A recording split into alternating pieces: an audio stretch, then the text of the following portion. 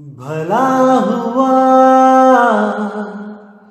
मेरी माला टूट गई, मैं राम भजन से छूटी।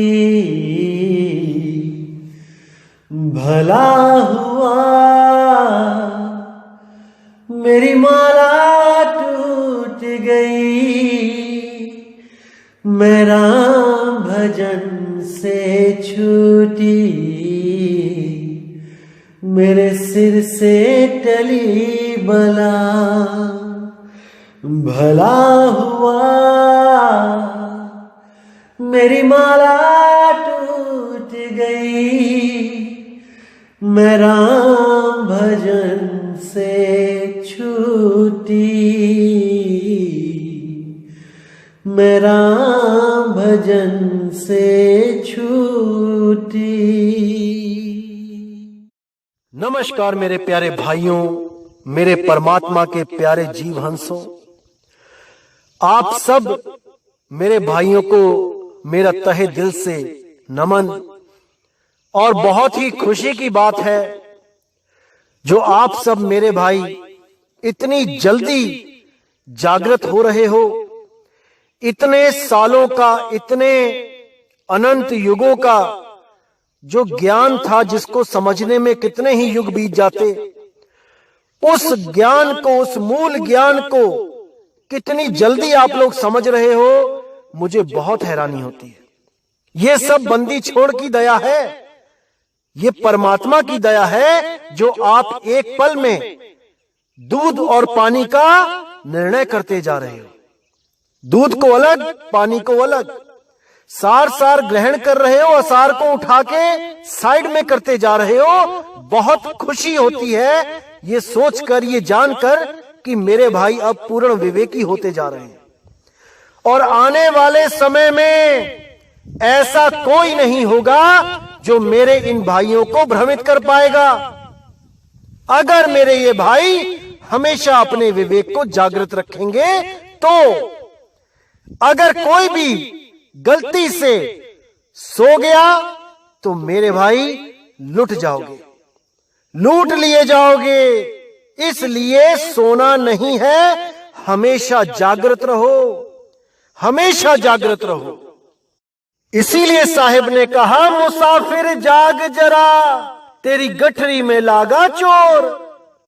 5 25 3 है चोरवा, इन मिल की ना शोर। मुसाफिर जाग जरा, तेरी गठरी में लागा चोर। 5 25 3 है चोरवा। ये 5 तत्व, 25 प्रकृतियां और 3 गुण, ये तीनों चोर हैं। कैसे चोर हैं? एक एक सांस आपकी चुरा रहे हैं। इस गठड़ी में से, इस गुदड़ी में से एक एक सांस की चोरी कर रहे हैं।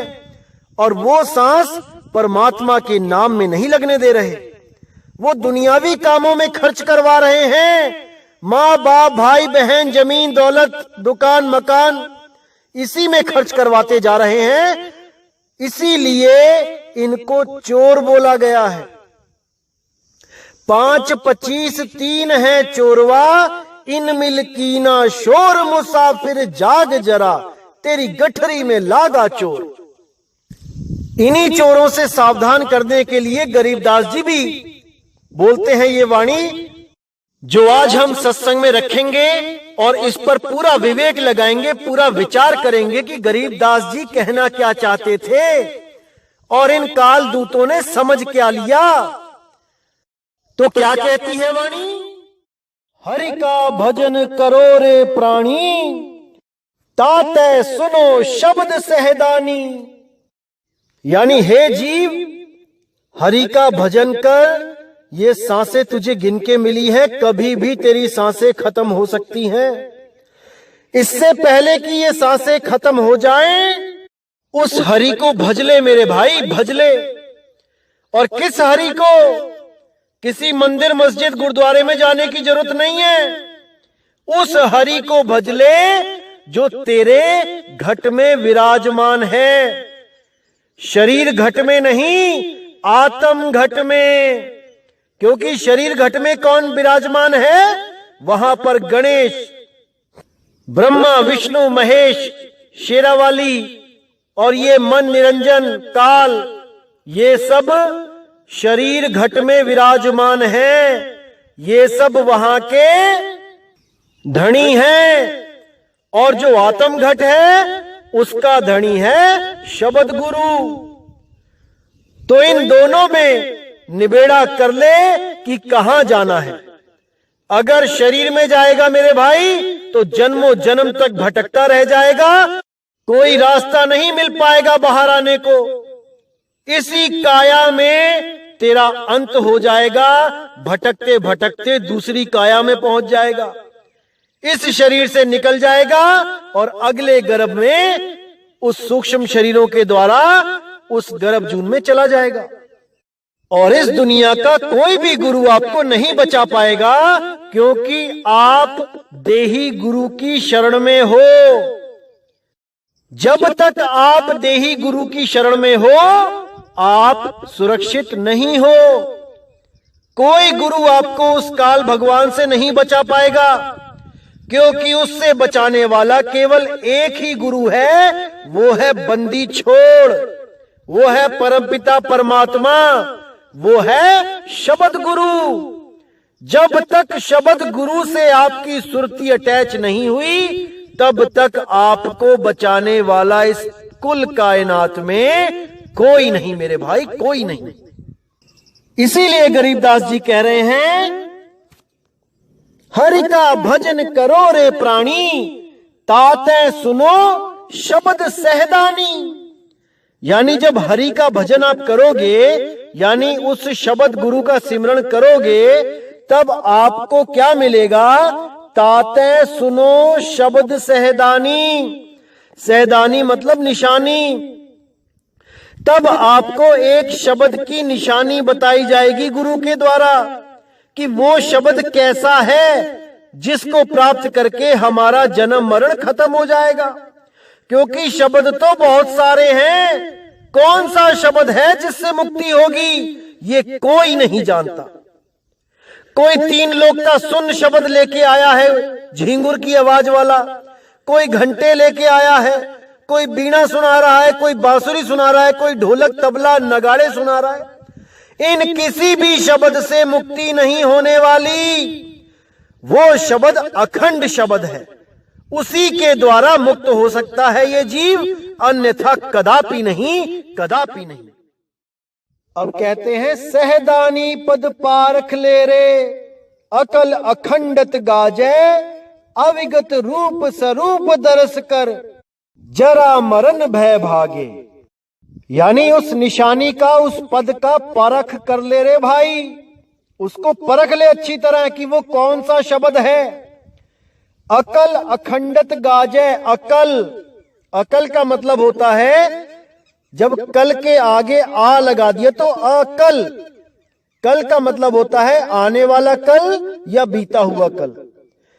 जैसे कि जो लोग शब्द को, यानी कि जो किताबों में लिखे होते हैं उन शब्दों को जो परमात्मा मानते हैं, शब्द गुरु मानते हैं, आप देखेंगे कि वो कैसे बातें करते हैं कि कल कौन सा शब्द लिया गया था या कल कौन सा शब्द लिया जाएगा सत्संग में। तो यानी कि वो शब्द जो है वो कल लिया गया था, वो खत्म हो गया है, और जो कल लिया जाएगा वो शुरू होगा। यानी कि पास्ट टेंस और फ्यूचर टेंस में कल को यूज किया जाता है। लेकिन गरीबदास जी महाराज उसके आगे आ लगाते हैं, अकल। यानी कि ना तो वो कल को लिया गया था और ना ही वो कल को लिया जाएगा, वो तो निरंतर हो रहा है, वो खत्म नहीं होता। अकल अखंडित गाजे, वो अखंडित शब्द गरज रहा है युगों युगों से, और युगों युगों तक गरजता रहेगा, अनंत समय तक गरजता रहेगा, उसका कभी अंत नहीं होता। कोई गलती से भी ये ना सोचे कि आज मैं शब्द का गान करूंगा, आज मैं शब्द गाऊंगा तो वो शब्द परमात्मा की धुर की वाणी है। नहीं मेरे भाई, ये शब्द तो केवल उसका गुणगान है, उस अखंड नाद का गुणगान है ग्रंथों में, ना कि वो धुर की बाणी ग्रंथों में लिखी गई है, कभी नहीं। वो लिखी और बोली जा ही नहीं सकती, वो अकथ कहानी है मेरे भाई, अकथ कहानी। तो आगे कहते हैं, सुंदर श्याम सलौना साहिब जड़ जूनी से न्यारा, आत्म राम सदा सरबंगी जाका करो बिचारा।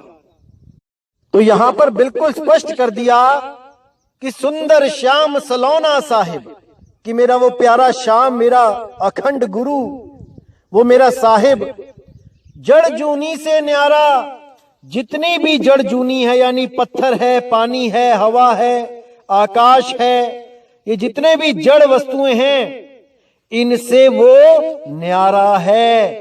कोई गलती से भी इनमें ना ढूंढने लग जाए। कोई भी जड़ वस्तु है उसमें साहिब नहीं है, वो माया है। और जो लोग उन जड़ वस्तुओं में साहिब को ढूंढते हैं, उस आत्म राम को ढूंढते हैं, उस परमात्म राम को ढूंढते हैं, वो माया के ही चंगुल में फंस जाते हैं। जैसे आपने सुना भी होगा, कुछ स्वयंभू आत्मज्ञानी लगे होते हैं लोगों को थोथा ज्ञान बांटने, कि वो पत्थरों में भी है, वो पानी में भी है, वो हर जगह है। अरे मेरे भाई, जीव और निर्जीव का तुम्हें भेद ही नहीं पता, तो तुम्हें क्या पता लगेगा वो साहिब कहां पे है, वो आत्म राम कहां पे है। अरे जहां पर वो आत्म राम है वो चेतन है, वो चेतन ही चेतन है, वहां जड़ नाम की कोई चीज नहीं है। हम जहां रहे काल तहां नाही, काल से जीत हंस ले जाही। जहां पर वो आत्म राम है वहां पर माया नाम की कोई चीज नहीं है। और जो इस तीन लोक में आत्म राम को ढूंढते हैं, वो माया के ही शागिर्द हैं, वो माया के ही दूत हैं। वो मन और माया में ही लिप्त होकर इसी संसार में 84 भोगते रहते हैं, जो ये समझते हैं कि कण कण में परमात्मा है। अरे भाई, कण कण में परमात्मा होता तो इन्हीं कणों के द्वारा तो सबकी मौत हो रही है। यही भूकंप आते हैं, यही मिट्टी के कणों के नीचे दब दब के लोग मर जाते हैं। जब कणों में परमात्मा है तो कैसे कोई मरता है, कैसे कोई मर सकता है? इसका जवाब कोई नहीं दे सकता। लेकिन सब कहने में लगे हैं कि कण कण में है भगवान। अरे कण कण में है भगवान, ये घोर है अज्ञान। समझ जाओ मेरे भाइयों, समझ जाओ इसको। तो आगे कहते हैं, आत्म राम सदा सरबंगी जाका करो विचारा, यानी वो आत्म राम को ढूंढो मेरे भाई, जो कण कण में नहीं है, जो जड़ वस्तुओं में नहीं है, जो चेतना का भंडार है, जो अजर अमर अविनाशी अचल है, उसको ढूंढो। तो कहते हैं, आत्म राम सदा सरबंगी। सरबंगी यानी सरब और अंगी, यानी सब लोगों के अंग संग है। ऐसा कोई नहीं जिसके पास आत्मदेव नहीं, लेकिन उसको प्राप्त करने की विधि नहीं पता, इसलिए भटका खाते रहते हैं। इसीलिए साहिब ने बोला, कबीर निज सुख आत्म राम है, दूजा दुख अपार, मनसा वाचा कर्मना कबीरा सुमिरन सार। यानी निज सुख आत्म राम है। अगर सच में इस दुनिया में, इस ब्रह्मांड में कोई सुख है तो वो आत्म राम है। जब आप आत्म राम को पहचान जाते हो, तब इस ब्रह्मांड का कोई भी दुख आपको दुखी नहीं कर सकता, क्योंकि आपको वो आनंद का सागर मिल जाता है, वो आत्मा की अनुभूति हो जाती है, जिससे अडोल अचल अकह अनाम आत्मदेव को आप पहचान जाते हो। आप अपने असली स्वरूप को जान जाते हो, और तभी आपको परमात्मा की अनुभूति होती है। वो शब्द गुरु का लखाव होता है, उससे मेल होता है। तभी आप समझ पाते हो कि आखिर शब्द गुरु क्या चीज है। जब तक आप आत्म ज्ञान में नहीं आए, तब तक आप शब्द गुरु को जान ही नहीं सकते, क्योंकि आप अपने आप को शरीर समझोगे तो अपने परमात्मा को भी शरीर में ही ढूंढोगे, अपने परमात्मा को भी देहधारी समझोगे, लेकिन जब आप अपने असली स्वरूप आत्म स्वरूप में आ जाओगे तब आपका परमात्मा भी आपके सदा सदा अंग है, आपको कहीं जाने की जरूरत नहीं पड़ेगी। वो सदा से ही आपके साथ है, लेकिन आप पहचान नहीं पा रहे हो। अब कहते हैं उत्तर दक्षिण पूरब पश्चिम दसों दिशा दर हल्ला, सुन बेसुन में पूर रहा है आदि पुरुष हरिबाला। अंतर वेद निरंतर पढ़ना, पढ़े गुणे सो गावे, नी अक्षर एक हरफ हरिहर, बिन सतगुरु नहीं पावे। यानी कि उस परम पिता परमात्मा शब्द गुरु की जो चेतन शक्ति है उसके बारे में जिक्र किया जा रहा है कि उत्तर दक्षिण पूरब पश्चिम दसों दिशा दरहाला, यानी उसकी चेतना से ही पूरब पश्चिम उत्तर दक्षिण जो कुछ भी विद्यमान है वो उसी से चल रहा है। ये जितना भी जगत हिलता डुलता नजर आ रहा है ये उसकी चेतन सत्ता से ही हो रहा है। अगर वो चेतन सत्ता हटा ले तो मेरे भाई यहां पर कोई बोलने चालने हिलने डुलने वाला भी दिखाई नहीं देगा। सब शून्यवत जड़ हो जाएगा, खत्म हो जाएगा सब कुछ। जैसे सूरज एक जगह स्थिर है और उसकी रोशनी दसों दिशाओं में प्रकाश करती है, ऐसे ही शब्द गुरु अपने स्थान पर होता हुआ हर जगह हर सृष्टि को चला रहा है, उसी को शक्ति दे रहा है, उसी की वजह से सब कुछ चलता नजर आ रहा है। सबका मूल वो शब्द गुरु ही है और ये सब केवल सुरती की वजह से होता है। जितने भी शरीर चल रहे हैं ये सब सुरती की वजह से चल रहे हैं। यही सुरती जब घूम के उस शब्द गुरु में समा जाए तो ये सारे शरीर ये सब के सब यहीं पड़े रह जाएंगे। इन शरीरों से हमेशा के लिए सुरती हट जाएगी, ये जीव मुक्त हो जाएगा, वो अनंत में समा जाएगा, उसको दोबारा कोई जन्म मरण में डालने वाला पैदा नहीं होगा। इसीलिए बोला सुरत समाए शब्द में, वाको काल न खाए, जाप मरे अजपा मरे, अनहद हु मर जाए। तो आगे कहते हैं अंतर वेद निरंतर पढ़ना, पढ़े गुने सो गावे, नी अक्षर एक हरफ हरिहर, बिन सतगुरु नहीं पावे। यानी अंतर वेद निरंतर पढ़ना, यानी उस वेद की पढ़ाई की बात हो रही है जो निरंतर पढ़ना पड़ेगा, जिसको वो निरंतर हो रहा है, वो पढ़ना नहीं पड़ेगा हमें बाहर जैसे हम वेद पढ़ते हैं 1 घंटा 2 घंटा उसके बाद किताब बंद करके रख दी। ये अंतर वेद निरंतर पढ़ना, पढ़े गुणे सो गावे, जो उसको पढ़ लेगा गुण लेगा वही गा पाएगा उसकी महिमा, क्योंकि वो कोई अक्षर नहीं है जो बाहर संस्कृत अक्षर में वेद बनाए गए हैं, वो नी अक्षर है भाई। तो आगे कहते हैं नी अक्षर एक हरफ हरिहर, बिन सतगुरु नहीं पावे। यानी कि वो जो नी अक्षर है वो कोई अक्षर नहीं है, वो स्वयं हरिहर है। साफ लिखा है नी अक्षर एक हरफ हरिहर।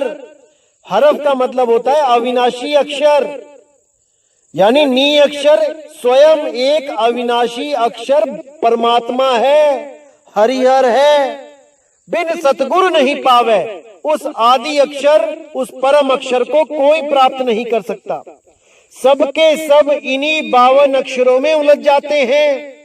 इसीलिए मदन साहब ने बोला सोई गुरु पूरा कहावे, 2 अक्षर का भेद बतावे, एक छुड़ावे एक लखावे, तब प्राणी निज घर को जावे। जब तक 2 अक्षरों का भेद बताने वाला गुरु आपको नहीं मिला तब तक आप जन्म मरण में ही पड़े रहोगे। कोई आपको बचाने वाला कुल कायनात में नहीं होगा, वही बचा पाएगा जो आपको 2 अक्षर का भेद भली भांति समझा दे। एक अक्षर ये 52 अक्षर और दूसरा अक्षर वो आदि अक्षर। 52 अक्षर संग भुलाना, आदि अक्षर का भेद न जाना। तो इसीलिए मेरे भाई 52 अक्षरों से प्रेम करना छोड़ दो, उस आदि अक्षर से, उस परम अक्षर से, उस अक्षरातीत से, उससे प्रेम करो, तब मेरे भाई बात बनेगी, अन्यथा 84 में ही जाना पड़ेगा।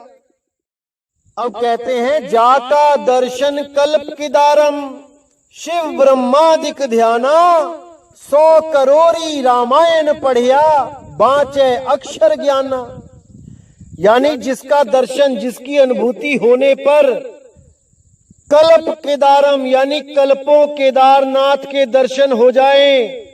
लोग 1-2 बार जा पाते हैं पूरे जीवन में, ज्यादा से ज्यादा 5, 7, 10 बार जाते हैं, लेकिन यहाँ पे कल्पों केदारम के दर्शन वो भी बराबरी नहीं कर सकते उस शब्द गुरु के एक क्षण के दर्शन के सामने। एक पल के लिए अगर वो शब्द गुरु प्रकट हो गया, उसके दर्शन के बराबरी कोई नहीं कर सकता। कल्पों बार ब्रह्मा विष्णु महेश के दर्शन कर लो, एक पल सतगुरु के दर्शन हो जाए, उस शब्द गुरु के दर्शन हो जाए, उसकी कोई बराबरी नहीं कर सकता। इतनी बड़ी महिमा है उस शब्द गुरु की कि एक पल भी अगर आपके पास वो प्रकट हो गया तो अनंत अनंत युगों का जो भय है, अनंत युगों की जो प्यास है, वो सब खत्म हो जाती है, तृप्त हो जाता है जीव, बस एक बार उस शब्द गुरु की अनुभूति हो जाए।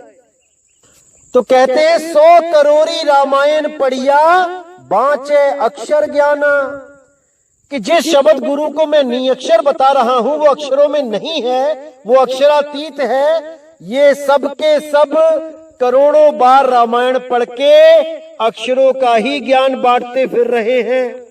ये जितने भी कथावाचक हैं, ये सब रामायण पढ़ते हैं, उन्हीं अक्षरों को बार बार सुना के, इन्हीं अक्षरों से प्रेम करवा के, इन्हीं अक्षरों के मंत्र बना के इस जीव को भरमा देते हैं। क्योंकि वो असली अक्षर अक्षरातीत है, वो अक्षर से न्यारा है, वो 52 अक्षरों से जुदा है। लेकिन उसके भेद को कोई बिरला संत ही जानता है, इसलिए वो ज्ञान सदा सदा गुप्त रहता है। और ये अक्षरों की दुकानें ये हमेशा ही इस 3 लोक में सजी रहती हैं। कहीं भी चले जाओ, ये गुरु आपको अक्षर ही पकड़ा देते हैं, क्योंकि नी अक्षर का ज्ञान इनके पास नहीं है, नहीं है, नहीं है।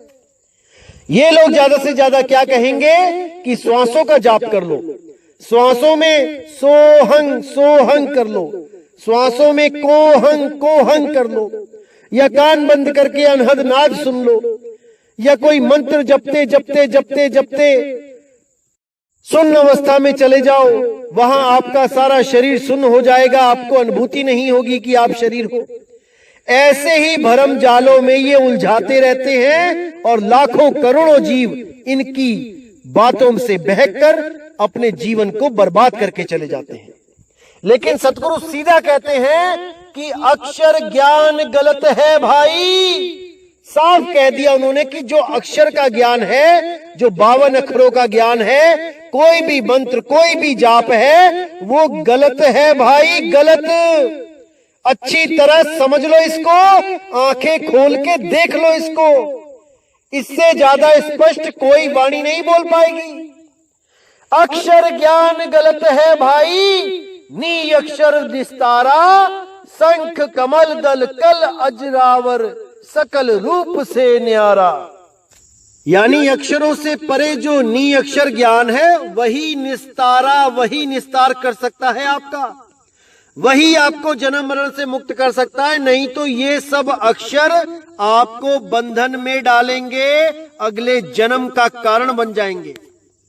इसीलिए बोला है कि अक्षर ज्ञान गलत है भाई, नी अक्षर निस्तारा, शंख कमल दल कल अजरावर, सकल रूप से न्यारा।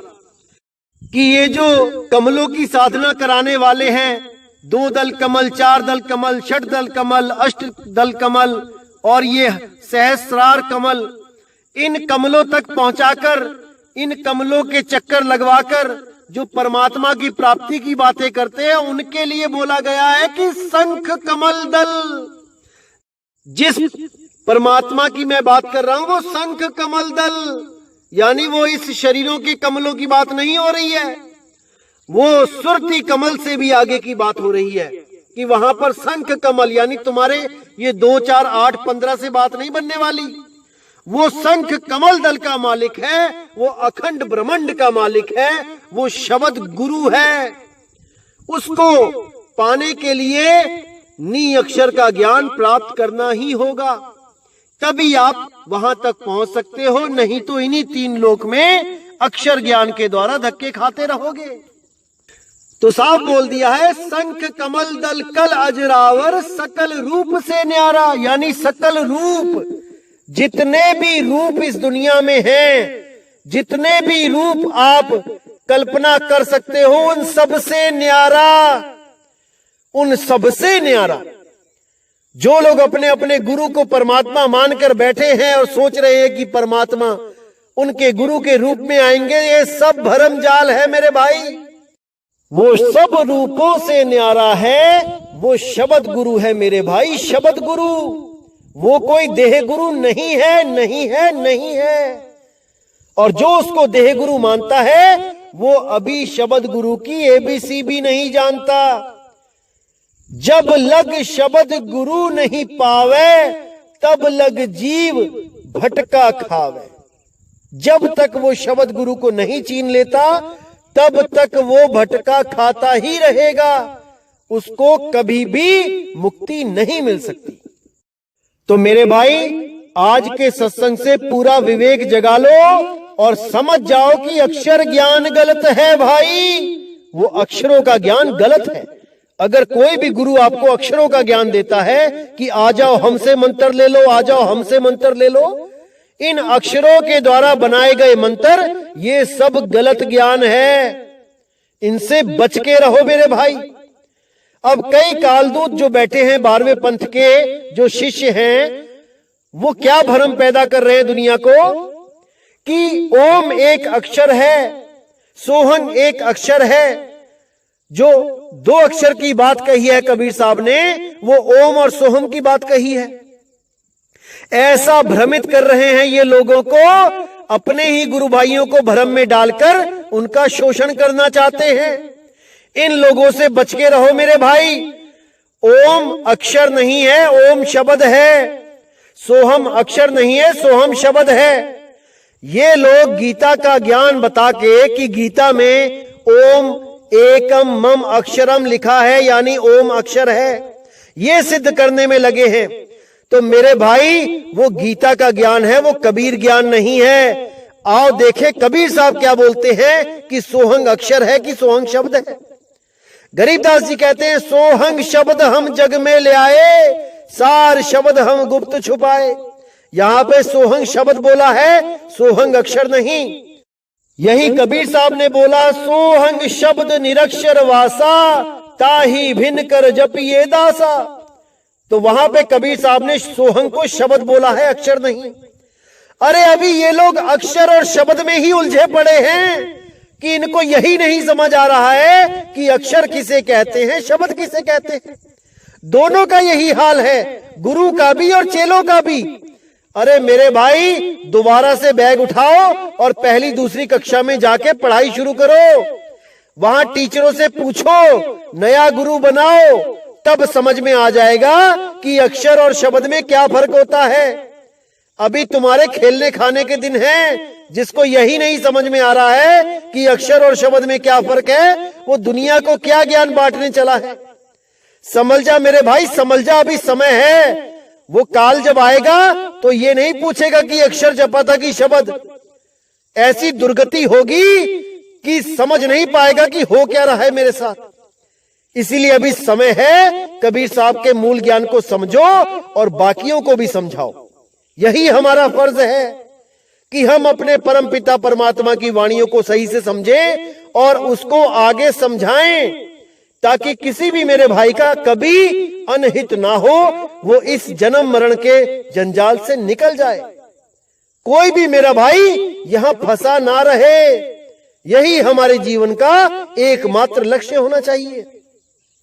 तभी हम समझ पाएंगे कि हमने इंसान जन्म में आके कुछ प्राप्ति करी है, कुछ हमने यहां पे कमाया है। नहीं तो पैसा कमा के बैंकों में डाल के करोड़ों रुपए यहां से कई निकल लिए, एक पैसा भी नहीं खर्च कर पाए। ऐसे ऐसे भी बैठे हैं जो केवल तिजोरियां ही भरते रहे और सारा माल खजाना उनके रिश्तेदारों ने लूट के खा लिया। सारी जमीनें जायदादें उनके रिश्तेदारों ने वापस में बांट ली। जिन रिश्तेदारों को कभी 100 रुपए नहीं दिया, उनके लिए करोड़ों रुपए का बैंक बैलेंस छोड़ गए। तो मेरे भाई, सबको परमात्मा ने बुद्धि दी है, सबको विवेक दिया है। अपना अपना विवेक लगाओ।